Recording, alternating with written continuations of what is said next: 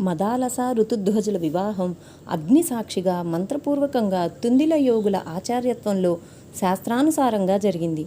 వెంటనే మరో మాటకు అవకాశం ఇయ్యకుండా తుందిల యోగి అంతర్ధానమయ్యాడు. వివాహం కాగానే కుండల మదాలసను గుండెకు హత్తుకుని ఆశీర్వదించి ఆ తరువాత వధూవరులిద్దరికీ ధర్మాలు చెప్పింది. బాబు, భార్యను ప్రీతితో భరించాలి భర్త. ఏ ఆపదలు రాకుండా రక్షించుకోవాలి. ఆవిడికి సంతోషం కలిగేలాగా మెలగాలి. భార్య అనుకూలంగా ఉంటేనే ధర్మార్థకామాలు లభిస్తాయి భర్తకు. భార్యానుకూల్యం లేకపోతే అందులో ఒక్కటి కూడా దక్కదు. దేవతా పూజ చెయ్యాలన్నా, అతిథుల్ని ఆరాధించాలన్నా, పితృదేవతల్ని అర్చించాలన్నా భార్య ప్రధాన సాధనం భర్తకి. ఈ విషయాన్ని భర్త ఎన్నడూ మర్చిపోరాదు. ఇక అమ్మాయి, భార్యకు మగని కంటే వేరే ధర్మమే లేదు. అర్ధకామాలు కూడా భార్యకు భర్తే. అతనికి నువ్వు సాధనానివి, నీకతనే పురుషార్థం. ఇది సనాతన ధర్మము. కనుక బాబు, దంపతులిద్దరూ పరస్పరం వసులై ఉండాలి. ఆ పరస్పర పరాధీనత్వంలో ఆనందపడాలి. ఆ ఆనందంలో మనసులేకం కావాలి. బాబు, అలా మెలగండి.